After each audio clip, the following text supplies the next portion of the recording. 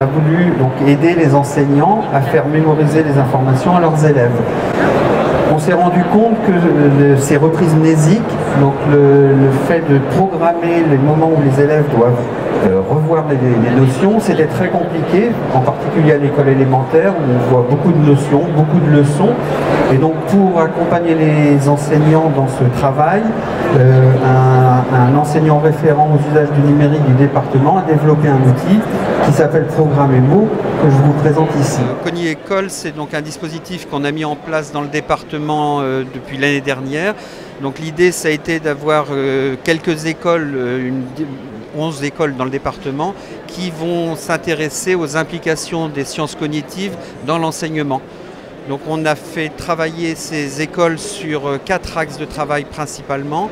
Donc l'attention des élèves, l'interrogation active, la mémorisation et le fonctionnement du cerveau, la compréhension par les élèves et par leurs parents du fonctionnement du cerveau.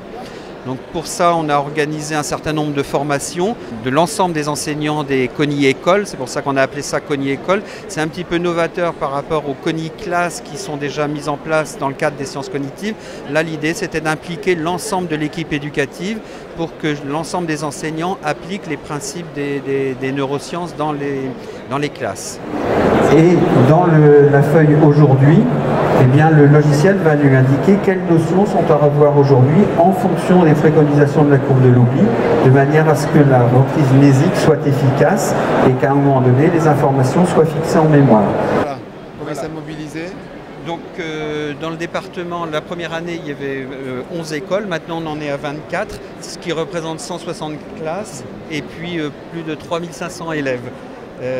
Donc ça fait 200 enseignants qui ont été formés et qui commencent à appliquer les principes des sciences cognitives. Alors du point de vue du ressenti, ce projet-là a été extrêmement fédérateur pour les équipes d'école.